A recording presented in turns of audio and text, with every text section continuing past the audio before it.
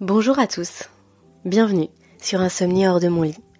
Bienvenue sur ce nouvel épisode, un épisode qui sera aujourd'hui un interview. J'ai vraiment la chance de recevoir Pierre Etchart à mon micro. Pierre Etchart, c'est quelqu'un qui m'inspire beaucoup. Il est praticien en ostéopathie. C'est aussi un conférencier, un formateur, un chercheur. Et c'est surtout un passionné du vivant. Il connaît le corps humain sur le bout des doigts. Et aujourd'hui, dans cet échange, on va vous proposer une réflexion sur le trouble du sommeil. Ce que représente le trouble du sommeil d'un point de vue physiologique, à l'échelle du corps, ce qu'il n'est pas, ou en tout cas les raccourcis qu'il ne faut pas faire lorsqu'on parle de trouble du sommeil. Je vous souhaite une belle écoute.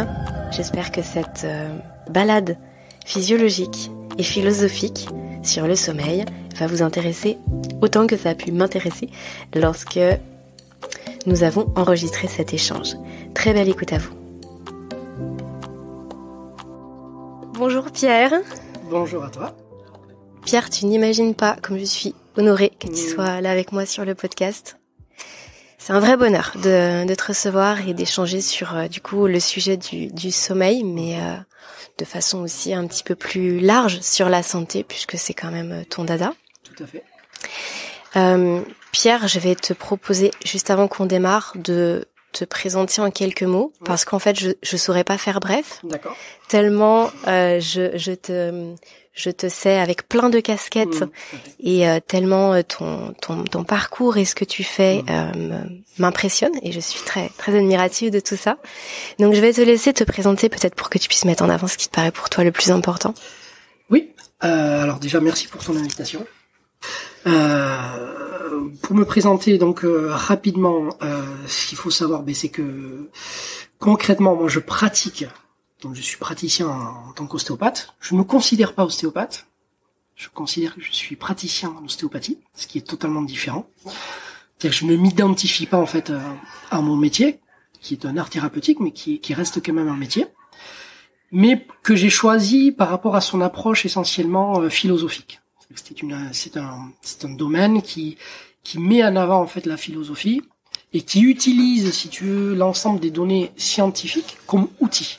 Donc c'est pas la science qui dicte ses lois et qui dit ce qu'il faut faire ou comment sont les choses, mais par contre la science qui nous dit comment sont les choses. Et à partir de ça, on peut utiliser ces outils-là pour décider de choisir telle ou telle façon d'aborder telle ou telle symptomatique ou tel problème.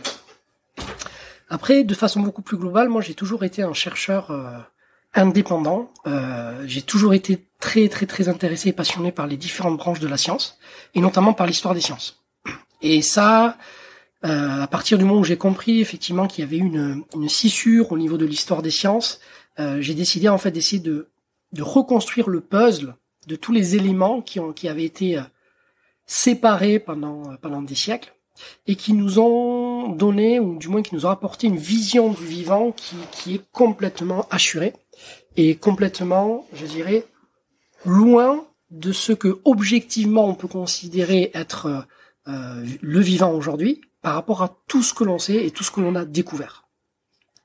Donc moi, effectivement, j'ai pas d'endroit où je pioche plus particulièrement. Toutes les branches de la science me passionnent. Et ce qui me passionne avant tout, c'est une fois que j'ai bien étudié, bien travaillé chaque branche, c'est de les relier. Parce que c'est finalement ça l'objectif final. Parce que je pense que c'est dans ce lien qu'on comprendra finalement, qu'on aura le fin mot de la subtilité et de la complexité du vivant. Donc je pense que ça suffit largement pour me présenter. Pierre, d'un point de vue très pratique, on va y aller tout doucement là dans ce podcast, d'un point de vue très pratique, quelqu'un qui vient te voir à ton cabinet et qui rencontre des troubles du sommeil, qu'est-ce que ça t'évoque toi peut-être dans un premier temps et quelle est ta démarche puisque le sujet par lequel on va démarrer c'est le sommeil, mais bien sûr qu'après, exactement comme ce que tu viens de le dire, l'idée c'est de faire des liens avec plein de choses et c'est ce que j'essaye de faire semaine après semaine sur le podcast. Mais voilà, la personne qui arrive, elle passe ta porte et elle te dit moi on m'a dit de venir vous voir parce que je dors pas bien et que visiblement il peut y avoir un lien avec mon corps. Alors la première chose, c'est que dans ma philosophie, on ne peut jamais isoler un symptôme. Les troubles du sommeil, c'est un symptôme. C'est vraiment symptomatique et on peut pas l'isoler par rapport, je dirais, à l'état général de la personne. Donc, si tu veux, ce symptôme lié au sommeil s'inscrit dans quelque chose de beaucoup plus global et c'est une espèce de danse avec d'autres symptômes qui sont forcément là, parce que quand il y a des troubles du sommeil, il y a forcément d'autres choses. Je n'ai jamais eu encore au cabinet un patient qui m'a dit j'ai les troubles du sommeil, par contre tout le reste va nickel. Ça c'est jamais arrivé. Et donc le trouble du sommeil en général, c'est vraiment la conséquence de quelque chose. C'est pas une cause en soi, sauf quand il y a des troubles vraiment spécifiques, pathologiques sur certains aspects du cerveau et qui rentrent dans la régulation des rythmes. Mais ce n'est pas proportionnellement ce que l'on constate le plus souvent. C'est-à-dire que les troubles que l'on constate généralement, ce sont plus des troubles qui sont consécutifs à un état général, c'est-à-dire à une accumulation de désordre dans le corps, plutôt que vraiment un trouble du sommeil spécifique. En fait, le sommeil qui est troublé révèle un problème beaucoup plus profond. Et le sommeil, du coup, est impacté par le fait que l'organisme commence à atteindre un niveau difficile à réguler. Et en général, c'est ça. C'est-à-dire que, pour moi, ce symptôme, il signifie surtout que tous les mécanismes de compensation du corps commencent à saturer. C'est-à-dire qu'on sursollicite des secteurs qui n'arrivent plus, en fait, à assurer la demande. Et du coup, le moment où l'organisme est censé récupérer au travers du sommeil, mais en fait, est perturbé. C'est-à-dire que certains aspects du système nerveux sont sollicités au-delà de leur temps de travail. Tu sais que le sommeil, en fait, nécessite de changer de phase, notamment au niveau du système nerveux, c'est-à-dire qu'on passe d'un certain état à un autre état. Et ce passage-là nécessite que le corps descende en dessous d'un certain seuil de travail, c'est-à-dire un certain seuil de stress. D'accord ? C'est comme la température, si tu veux. La température corporelle, elle a un certain niveau dans la journée, mais pour pouvoir s'endormir, il faut que cette température descende en dessous d'un certain niveau. Sinon, on ne trouve pas le sommeil. Donc déjà là, on peut voir que un trouble du sommeil peut être la conséquence d'un problème physiologique. C'est-à-dire que ça peut parfaitement ne pas être lié à tous les mécanismes neurologiques liés au sommeil, mais un problème physiologique qui régule les conditions dans lesquelles le sommeil s'inscrit. Tu vois ? Donc déjà là, on prend du recul. Et on se détache un peu du pur sommeil et on voit comment le sommeil peut être la victime, finalement, le dommage collatéral de mécanismes physiologiques qui ont du mal, par exemple, à se réguler. Un exemple concret, c'est la thermogénèse. Lorsque la thermogénèse n'est pas correctement assurée, qu'elle n'est pas fine dans sa régulation, mais en fait, le corps reste à un niveau de vigilance beaucoup trop élevé pour que le cerveau passe dans une phase où il peut justement s'endormir et commencer des phases de récupération. Et donc, une personne qui a du mal à faire redescendre d'un point de vue métabolique sa température, va avoir pour conséquence d'avoir du mal à dormir. Alors, peut-être que c'est aller trop loin maintenant, mais qu'est-ce qui pourrait justifier que la température, justement, ne puisse pas descendre ? Qu'est-ce qui fait que dans le corps, il y a des choses qui viennent gêner cette descente de la température ? Parce que là, du coup, c'est du concret. Oui, tout à fait. Donc là, on peut partir sur cet aspect-là. Il y a la thermogénèse, elle est régulée par essentiellement deux aspects. Le premier aspect, c'est l'aspect hormonal, donc endocrinien, et ensuite le système nerveux.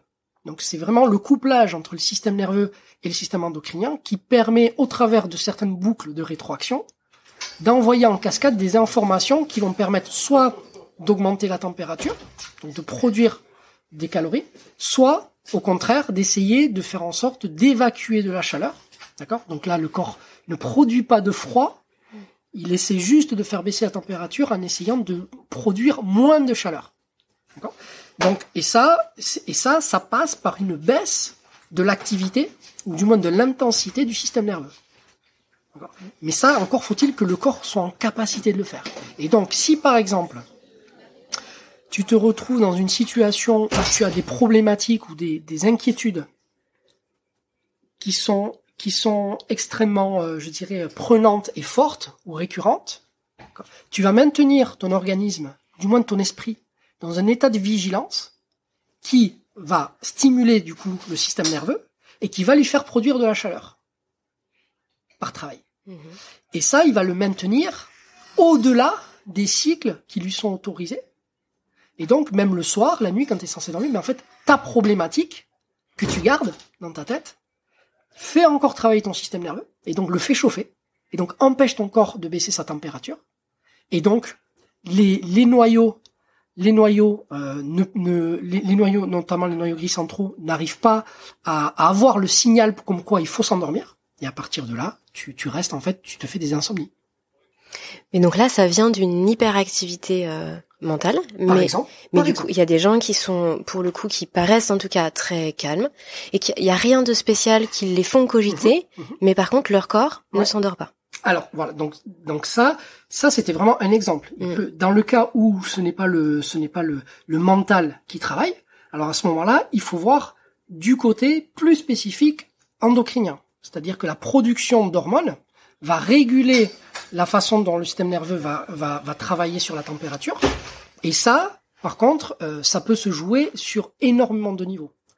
Au niveau hormonal, on a 3 grands centres qui sont le thalamus, l'hypothalamus et l'hypophyse. Et on va avoir aussi la thyroïde qui va rentrer en jeu. Donc, si à un moment donné, il y a un dérèglement pour X raisons, là, ça peut être des troubles alimentaires, ça peut être des troubles médicamenteux, ça peut être un trouble même viral, même bactérien, dans certaines situations, voilà, qui vont venir perturber, en fait, ces éléments-là, et qui vont, du coup, empêcher la régulation de la température de se faire de façon fine. Et donc, on va avoir un décalage dans les cycles, c'est-à-dire que le cerveau va être informé plus tard que c'est bon, on peut se calmer, on fait redescendre un petit peu tout ça et on peut s'endormir. Et au lieu que ce soit de façon naturelle, en fait, par rapport au rythme solaire, mais en fait, ça va se faire plutôt quand le corps commence un peu à s'épuiser. Donc plus, je dirais à partir de minuit, 1h du matin, le corps commence vraiment à fatiguer, c'est-à-dire qu'il a donné ce qu'il pouvait, mais il est en état de compensation. Et donc là, on va commencer à s'endormir, mais pas parce que le corps a besoin de se reposer, parce qu'il est épuisé. Donc là, on est vraiment dans d'autres mécanismes. Mais on voit bien que chaque situation où on a des troubles du sommeil va être différent. Et le piège, c'est d'essayer effectivement de mettre dans une case l'ensemble des problématiques qui seraient liées au sommeil. De dire, voilà, quand on a un problème de sommeil, c'est lié à ça.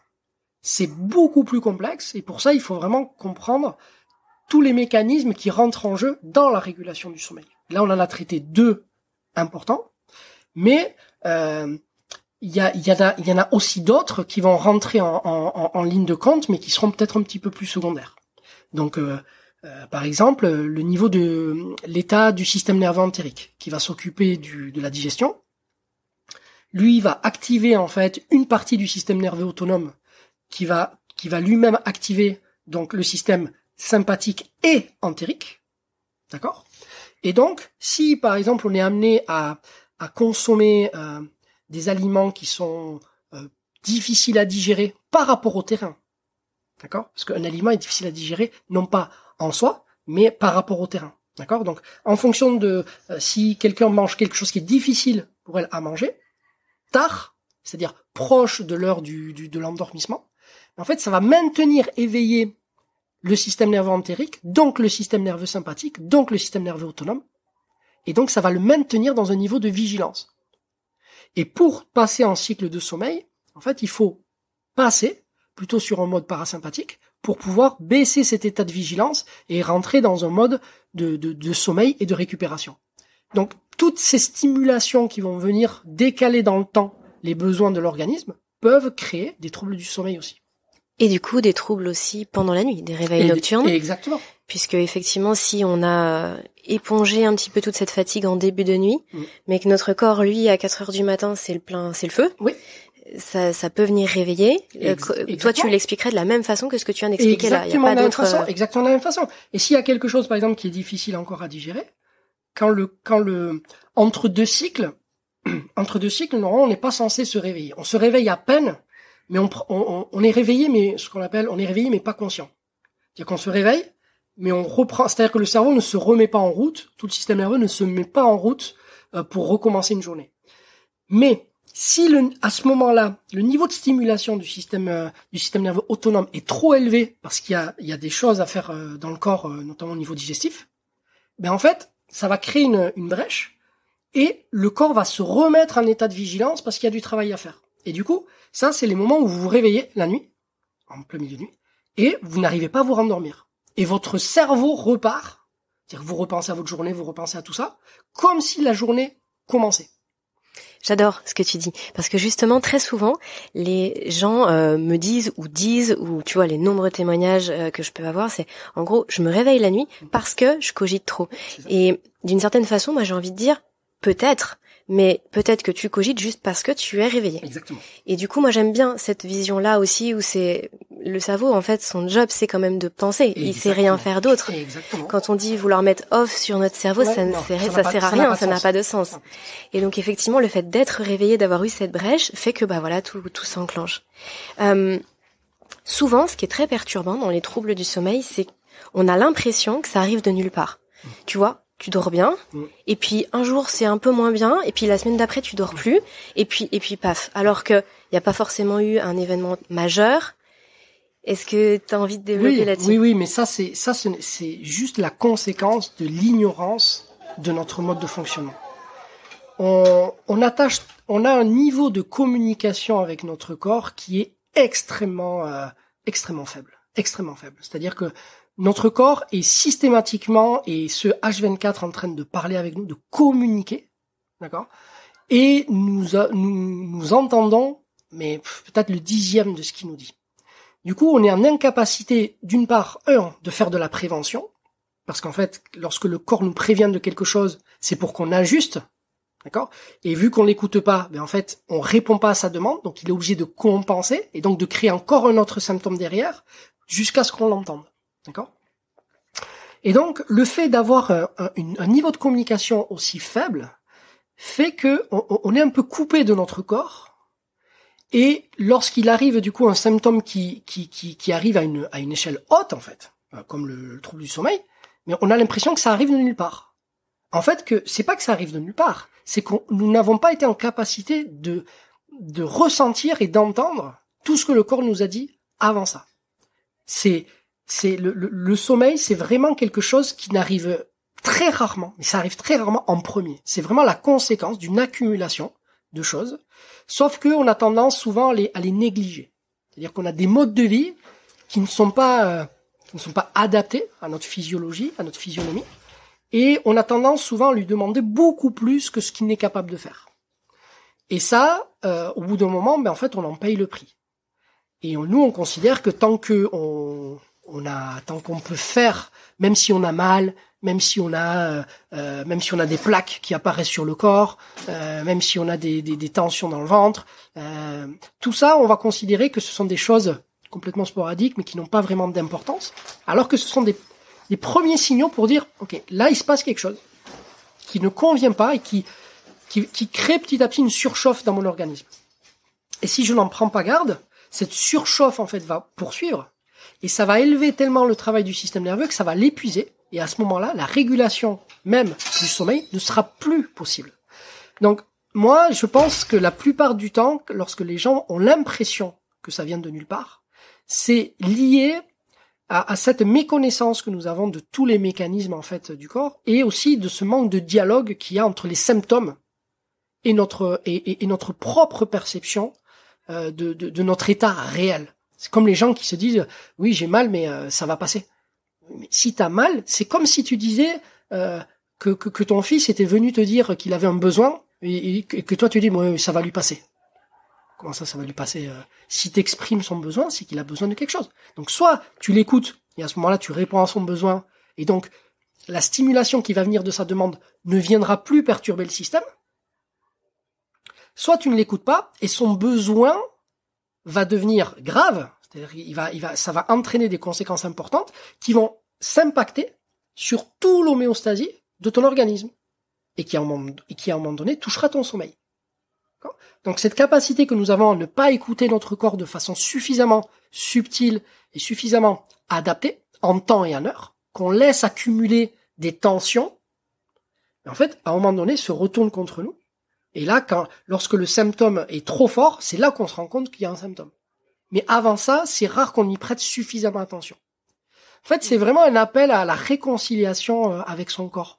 Il y a un défaut de communication, et je pense qu'aujourd'hui, si les symptômes sont aussi forts, c'est parce qu'on est dans une espèce de... Tu vois, c'est un peu comme si tu avais des jumeaux qui étaient assis dos à dos. Ça, cette image de... On est ensemble, parce qu'on est ensemble, hein, avec notre corps, mais on communique pas. On fait comme si on voyait deux mondes différents, celui qui regarde à l'est et celui qui regarde à l'ouest. Et du coup, au bout d'un moment, si on communique pas, on ne peut pas... s'il n'y a pas de lien entre nous, on ne peut pas optimiser le fonctionnement même de tous les mécanismes physiologiques. Et le sommeil est l'élément vraiment qui vient, à mon avis, sonner l'alarme. C'est-à-dire, il vient sonner un niveau, c'est-à-dire quand on dépasse un certain niveau de sollicitation, il vient à ce moment-là. Mais c'est très très rare, comme je l'ai dit au début, que les troubles du sommeil apparaissent comme ça, alors que tout le reste va bien. Parce que moi, à chaque fois que je questionne, c'est voilà. Et ils sont souvent dans cet état depuis longtemps. C'est-à-dire qu'ils ont des préoccupations, des problématiques, des soucis qui sont là depuis plusieurs mois. Et c'est depuis que le sommeil a été perturbé. Mais le sommeil n'est qu'une conséquence. C'est pas une cause. Donc en fait, ça serait presque une diversion que de s'attacher exclusivement au sommeil, parce qu'en fait, c'est juste l'arbre qui cache la forêt. Ouais, bah oui. Tu le dis tellement bien. Tu le dis tellement bien. D'un point de vue pratique, admettons que, comme moi d'ailleurs je l'ai vécu pendant longtemps, on a tous ces troubles du sommeil, on a été déconnecté de notre corps, on veut venir reconnecter. Par quoi on commence? Parce que là, pour le coup, les troubles du sommeil, quand ils sont installés, eux aussi nous entraînent dans un cercle vicieux, puisque les troubles du sommeil, c'est difficile ensuite de gérer ses émotions. Et puis c'est un vrai cercle vicieux. Et oui, et puis tout ce qui se passe dans le corps, justement, se passe moins bien. Donc finalement, quel serait, toi, ton premier conseil? Par quoi on commence? Alors, en général, effectivement, pour moi, c'est lié à... Il y a souvent ce qui revient et qui est difficile d'appréhender au départ, c'est vraiment tout l'aspect émotionnel. C'est-à-dire tout l'aspect lié à la psychologie, c'est-à-dire les problèmes qu'ils peuvent entretenir dans leurs relations et tout ça, ou les préoccupations qu'ils ont, les peurs, les craintes qu'ils ont. Ça, c'est des choses sur lesquelles moi, je ne peux pas agir immédiatement. Du coup, ce que je fais, c'est que je reviens sur les fondamentaux. C'est-à-dire que je vais pas chercher à corriger, je vais chercher à soutenir les systèmes qui sont en surcompensation. Donc, je reprends le schéma dont je parlais tout à l'heure, c'est-à-dire le système nerveux et le système endocrinien, et connaissant leur mécanisme d'action, en fonction du patient que j'ai en face de moi, c'est-à-dire que si c'est un bébé, si c'est un enfant, un adolescent, un adulte, si c'est une femme, un homme, si c'est quelqu'un qui travaille ou pas, c'est pas du tout la même approche, d'accord? C'est-à-dire le sommeil ne va pas avoir le même impact et ne va pas être approché de la même façon, mais en fonction du profil que j'ai, je vais aller travailler justement sur le fait de soutenir le système nerveux et le système endocrinien. Donc de façon concrète, en tout cas sur les aspects concrets que je peux partager avec toi, ça va être déjà de moins les solliciter là où ils sont sollicités inutilement. C'est-à-dire qu'ils sont sursollicités par rapport aux émotions, d'accord? On part de ce postulat-là. Donc on va venir les soulager dans tout ce qui est autour. Par exemple, le système nerveux et le système endocrinien, on va venir les soutenir en essayant de minimiser les stimulations extérieures. Donc moi, ce que je conseille souvent, c'est par exemple, le soir, d'arrêter tout ce qui est électronique en général, c'est à partir de 17h. Tout ce qui est électronique, absolument tout. C'est-à-dire que je ne veux pas de lumière artificielle. Je parle pas juste des portables et tout ça. Je ne veux plus d'électricité. Okay. D'accord? Plus aucune stimulation. Donc le système nerveux n'aura plus à gérer des lumières artificielles. D'accord? Et le système endocrinien ne sera pas trompé par une lumière non plus artificielle, qui lui fera croire qu'il fait encore jour alors que la nuit se couche. Enfin, que la nuit tombe en tout cas. D'accord? Et ça, c'est quelque chose qui, dans un premier temps, fonctionne très bien. Parce que le fait en général, dans le cercle vicieux dont on parlait tout à l'heure, c'est que les gens ils ont des problématiques, donc ils ont du mal à dormir, et ayant du mal à dormir, ça exacerbe leurs problématiques, parce qu'ils ont moins d'énergie pour pouvoir les supporter. Et donc, quand arrive le soir, il y a un phénomène, en fait, d'appréhension qui apparaît. Ils ont peur du soir qui arrive, parce qu'ils savent qu'ils ont du mal à dormir. Et du coup, ils trouvent des diversions. Et donc, ce qu'ils vont faire en général, c'est qu'ils vont chercher de la stimulation. Donc, ils vont regarder des écrans, ils vont allumer des lumières. En fait, ça va être vraiment de la stimulation électrique. Et donc ça va entretenir la boucle finalement, parce que ça les maintient éveillés, et donc ils déplacent encore leur cycle, et ainsi de suite. Et là, le fait de couper ça permet déjà de laisser reposer la partie liée à cette stimulation visuelle de l'organisme. Et donc le fait de reposer ça, parfois, ça permet de faire redescendre le niveau de sollicitation du système nerveux et du système endocrinien à un niveau suffisant pour qu'on puisse retrouver un niveau de sommeil, pas parfait, mais déjà qui permette de s'endormir un peu plus tôt. Ou alors quand on s'endort, après quand on se réveille, de ne pas rester éveillé trop longtemps. C'est-à-dire de se rendormir assez rapidement. Donc moi je commencerai déjà par ça, c'est-à-dire commencer par soutenir le système avant de chercher vraiment à le corriger. C'est-à-dire, mais ça c'est valable de façon plus générale, c'est-à-dire agir là où on peut agir. On peut pas agir partout à la fois. Et ça, par contre, c'est des choses concrètes sur lesquelles on peut agir facilement. Parce que quand on parle des émotions et tout ça, on va pas leur dire réglez vos problèmes. Tu vois, voilà. Si justement ils ont pas réussi, c'est qu'ils y arrivent pas. Donc, mais par contre, quand on passe par ça, le fait de baisser en termes de stimulation le niveau du système nerveux et le niveau du système endocrinien va permettre de récupérer de l'énergie en gardant certains aspects du sommeil. Et du coup, en gardant cette énergie, ils vont avoir plus d'énergie pour faire face à leurs problématiques, et du coup à prendre du recul, et du coup à prendre de meilleures décisions, et à pouvoir interagir de façon beaucoup plus optimale. D'accord ? Donc on peut créer une boucle vertueuse à partir de ce moment-là, et essayer justement de réguler au travers de ce problème de sommeil ce qui était à la cause du problème de sommeil. Parce que c'est ça le plus important finalement. Parce qu'après on peut donner des compléments, mélatonine, tout ça, même la sérotonine pour essayer mais ce n'est que nourrir l'arbre qui cache la forêt en fait. D'accord ? Et parce que le problème il est toujours là et il va continuer à se nourrir et à grandir et à être caché de plus en plus de l'arbre. Est-ce que tu peux nous parler du nerf vague ? Est-ce que tu peux nous parler de son importance dans l'apaisement du corps ? J'ai un souvenir comme ça qui me vient où j'avais emmené mon fils donc de 4 ans et demi à une séance d'ostéo et l'ostéopathe le manipule au niveau des cervicales.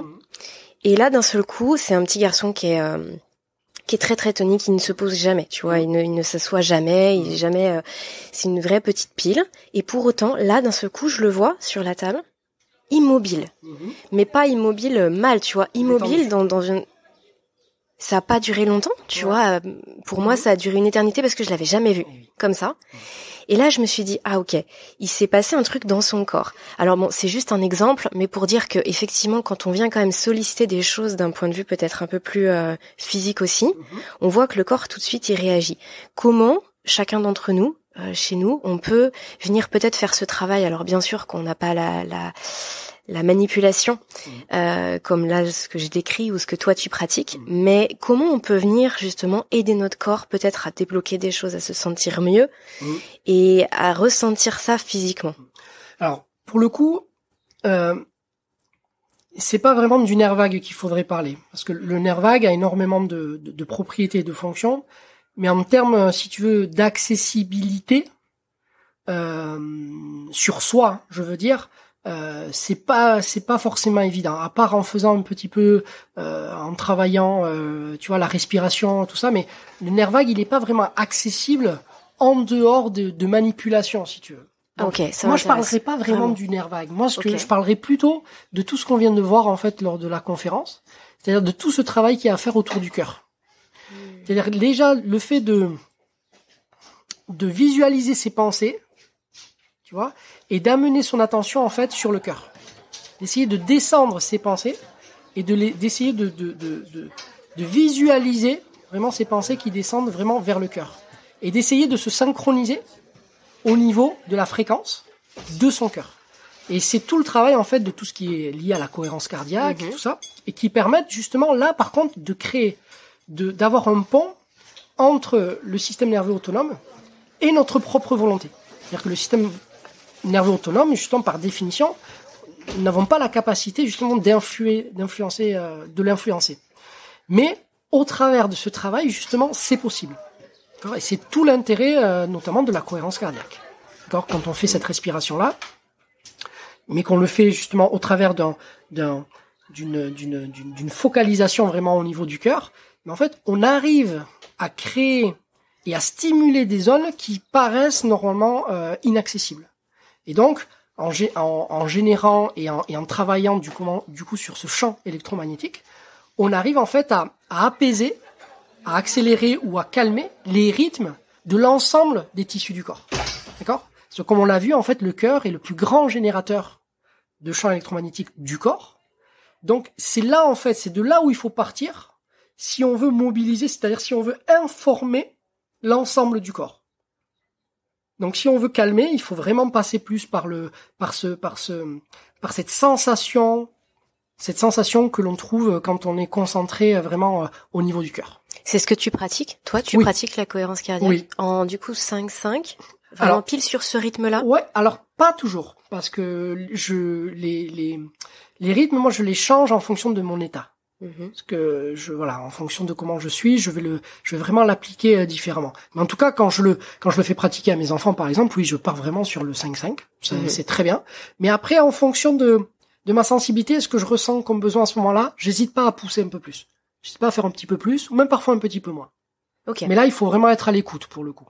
D'accord ? Là, le 5-5, c'est vraiment c'est pour démarrer. C'est une valeur comme ça, mais je pense qu'on a tous un rythme différent par rapport à ça. Parce que nous sommes dans un état différent à chaque fois. Parce que je pensais que c'était justement pile ce rythme-là, en tout cas que c'est comme ça souvent que c'est présenté, que c'est pile ce rythme-là qui vient faire cette synchronisation, mais effectivement, dans mon expérience aussi, il y a certains moments je me sens inconfortable avec ce rythme-là. Mais j'avoue que je savais pas forcément quoi faire de cette information. Non, c'est pas à ce rythme-là que ça se fait. Ce rythme-là, c'est un rythme moyen que l'on a retrouvé par rapport aux expériences qui ont été faites, mais nous avons tous en fait un rythme de stimulation différent parce qu'en fait c'est vraiment quelque chose de dynamique. Notre fréquence elle évolue et en fonction, si tu veux, de ton état au moment où tu fais la cohérence cardiaque, tu n'auras pas besoin du même niveau de stimulation. Donc c'est là où il faudra vraiment être à l'écoute et essayer d'aller sentir, mais pas dans la tête, dans le cœur, ce que l'on sent. Et lui sera vraiment en capacité de nous dire quel est le rythme qu'il faut prendre pour être vraiment dans cette cohérence cardiaque. Ouais, ça me parle à 100%. Pierre, je sais que tu es très sollicité, très demandé. Donc je vais progressivement aller vers la fin de cet échange, mais je ne peux pas ne pas te parler du lien de ce sujet qui t'est cher. Parce que j'avais deux choses en fait à te partager et sur lesquelles je serais vraiment très intéressée que tu puisses rebondir. La première chose, c'est que quand j'ai commencé à travailler sur mon sommeil, je tenais un petit carnet, tu vois, pour savoir ce qui se passait pour moi, faire émerger des patterns justement, et je me suis rendu compte de quelque chose qui était qui m'a sauté aux yeux, mais tu vois que j'avais pas identifié avant. C'était qu'à chaque fois que je passais un moment de qualité avec mes proches ou avec mes amis, je dormais bien. Et peu importe l'heure à laquelle je me couchais, etc. Bien sûr. Je sais pas comment c'est possible que ce soit passé au travers du radar pour moi avant, mais là c'était devenu vraiment très très limpide. Donc il y avait ce premier point sur lequel j'aimerais beaucoup que tu puisses développer. Au-delà même il y a l'aspect hormonal, etc. Mais voilà, que tu puisses développer là-dessus. Et la deuxième chose, mais qui est un peu le pendant en tout cas, parfois dans l'image que se font les gens du lien, c'est que souvent les gens sont justement tout le temps en sorte de lien, je mets des guillemets, c'est-à-dire qu'ils sont tout le temps connectés à tout le reste, avec, tu vois, 1001 amis Facebook, sur les réseaux, etc. Et finalement, jamais à eux. Et ça, pour le coup, ça pose problème. C'est-à-dire que cette notion de lien, elle est parfois mal interprétée. Et du coup, peut-être mal aussi, on va mal. On va pas vers la bonne notion du lien. En tout cas, c'est comme ça que je le comprends. Et quel impact ça a sur le sommeil et comment toi tu as envie de développer ce petit sujet-là. Enfin, ce petit. Je dis petit par le temps parce que c'est un sujet hyper vaste. J'irai pas te taquiner là-dessus. Alors, on va commencer par la première. Effectivement, donc tu disais que tu constatais que lorsque tu étais entouré de moments de qualité avec des gens, tu avais la sensation de mieux dormir par la suite. Et pas que la sensation. Oui, la sensation. Enfin, je veux dire, tu le ressentais. Je le ressentais vraiment. La sensation, c'est pas très marqué. Voilà, c'était vraiment présent. Alors ça, je l'ai expliqué aujourd'hui lors de la conférence. Ça s'explique totalement justement par ce champ électromagnétique que dégage notre cœur et sur lequel s'accorde en fait l'ensemble de notre corps. Lorsque tu es avec des gens que tu apprécies, c'est aussi parce qu'en fait leur fréquence vibre, si tu veux, à un même niveau. Et donc du coup, il y a une espèce de synchronisation qui va venir nourrir, mais aussi réactiver la fréquence en fait dont tu avais besoin. Donc tu bénéficies, si tu veux, de cet état-là. Et le fait que vous soyez plusieurs aussi à partager ça, mais en fait, ça augmente l'effet. Donc c'est comme si lorsqu'on se fait des câlins, lorsqu'on partage des moments vraiment intenses avec des gens qu'on aime, c'est comme si on se synchronisait. D'accord? C'est-à-dire qu'on on se remet à niveau, mais dans un niveau du coup très très très profond. Et ça, c'est vraiment, ça fait partie des éléments, parce que tu sais que le sommeil est quand même grandement piloté par le cerveau, et le cerveau est essentiellement une machinerie électrique, et donc extrêmement sensible à tous les effets du champ électromagnétique. D'accord. Et lorsqu'effectivement tu rentres en contact avec d'autres personnes et que tu partages du coup ces informations de ton propre champ et de son champ électromagnétique, eh bien en fait tu vas tout simplement synchroniser et permettre du coup aux éléments qui régulent le sommeil, eh bien, en fait d'être apaisés, c'est-à-dire d'être à leur niveau optimum pour pouvoir avoir un sommeil de qualité.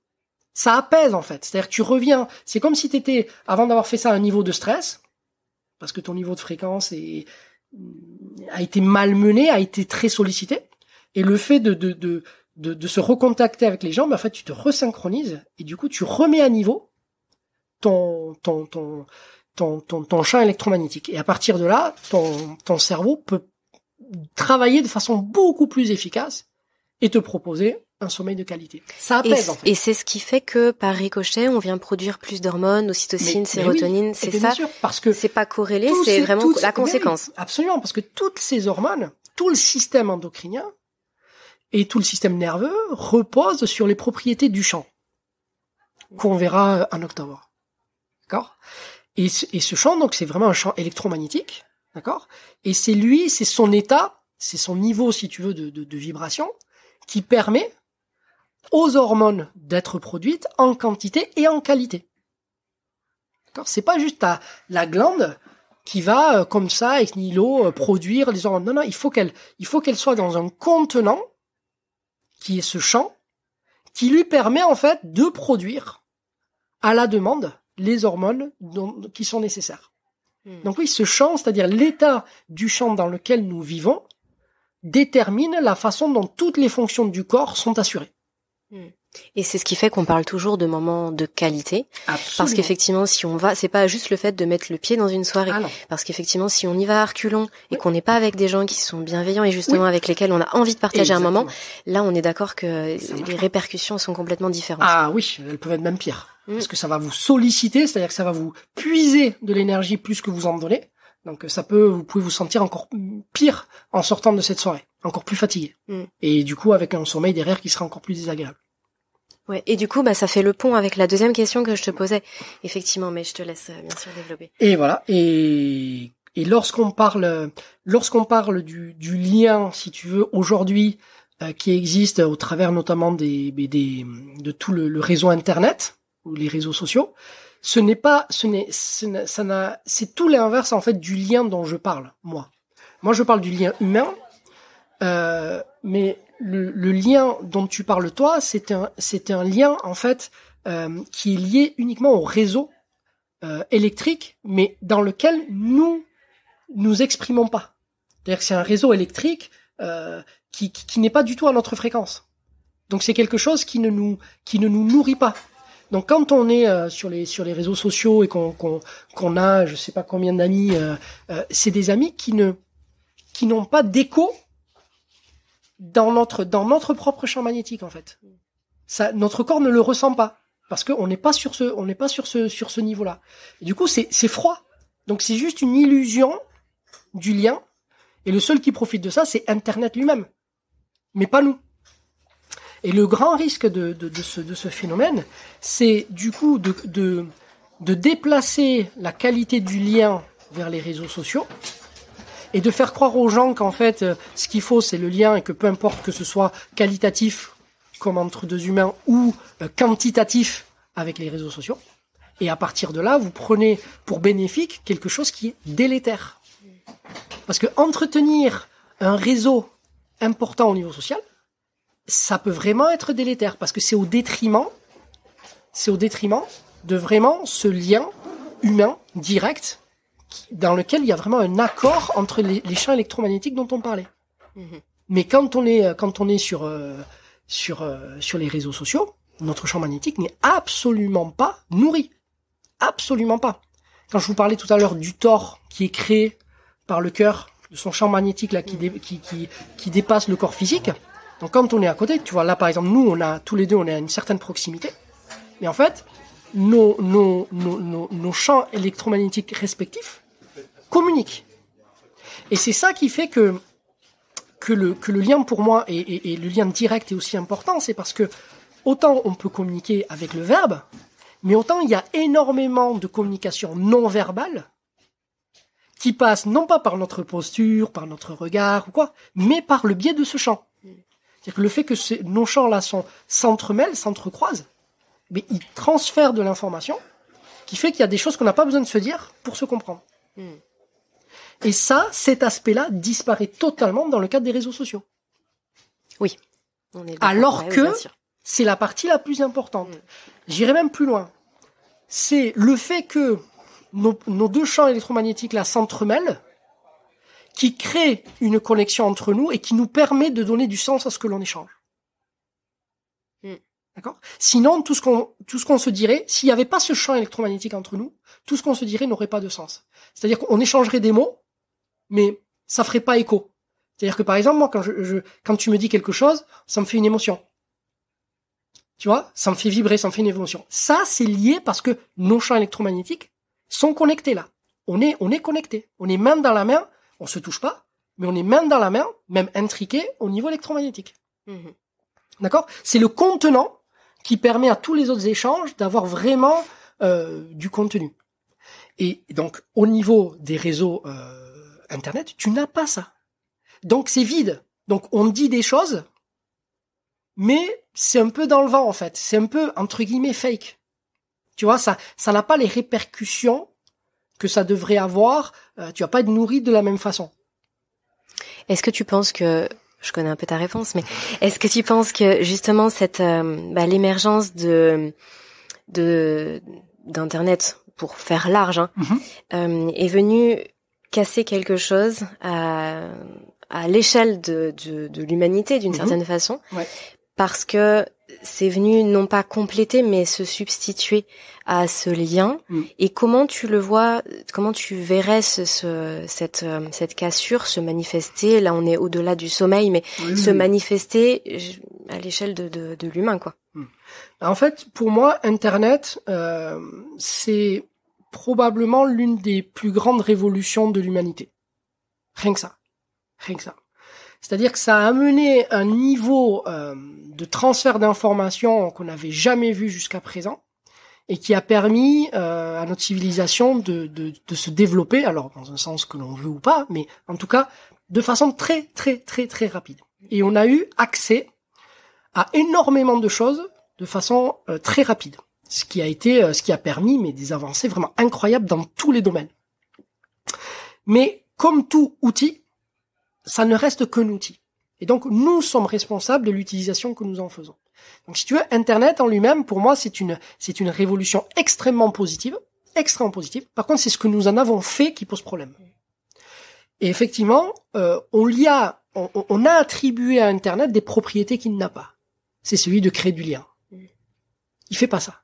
Internet ne fait pas de lien. Il crée zéro lien. Zéro. Il y a que l'humain avec l'humain ou le vivant avec le vivant qui peut créer du lien. Par contre, il donne accès à des informations. Ça oui. Il y a une très très très grande quantité d'informations qui peut nous permettre, si on l'utilise de façon adéquate, nous, lorsqu'on est entre humains, d'augmenter la qualité de nos échanges. Ça oui. Ça oui.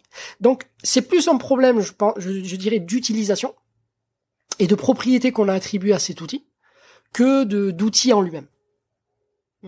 Voilà. Je terminerai par une question qui te concerne toi. Quel est ton propre rapport au sommeil ? Bon, alors moi, je dors très bien. J'adore dormir. Et je m'endors tous les soirs comme un bébé parce que je suis heureux, en fait. Je suis tellement heureux, j'ai tellement de gratitude, tellement de reconnaissance de la vie que je mène, de tout ce que je peux partager, de tout ce qu'on me donne l'occasion de transmettre, d'échanger, et plus ça va et plus j'aime l'humain. Alors qu'on est dans une époque quand même où l'humain est énormément remis en question, mais je n'ai jamais autant aimé l'humain qu'aujourd'hui. Et donc effectivement, je m'endors tous les soirs en pensant à tout ce que cela représente comme opportunité et à quel point le lendemain sera merveilleux. Merci Pierre pour ces mots de la fin. Merci à toi. Je n'ai rien de plus à rajouter. Merci pour ton temps. Merci beaucoup. Cet épisode touche à sa fin. Merci à vous de nous avoir suivis jusqu'ici. J'espère sincèrement que toute cette réflexion autour du sommeil et ce que Pierre a pu vous partager aujourd'hui va vous aider à cheminer, va vous permettre d'explorer de nouvelles pistes et de mieux comprendre ce qui se passe pour vous. Je pense que vous l'avez entendu, ressenti, Pierre Etchart, c'est un vrai passionné. C'est quelqu'un aussi qui a beaucoup de pédagogie et qui permet de porter un regard différent, un regard nouveau. Et c'est ce que nous avons voulu vous transmettre aujourd'hui également. Je vous retrouve la semaine prochaine pour un nouvel épisode. D'ici là, n'oubliez pas que vous pouvez soutenir mon travail sur le podcast en partageant l'épisode, en le notant, en le commentant. Merci d'avance de prendre ce temps et de permettre à Insomnie hors de mon lit d'être le plus visible possible et d'aider un maximum de personnes à travers cette visibilité. Très belle journée, à la semaine prochaine et comme d'habitude, prenez bien soin de vous.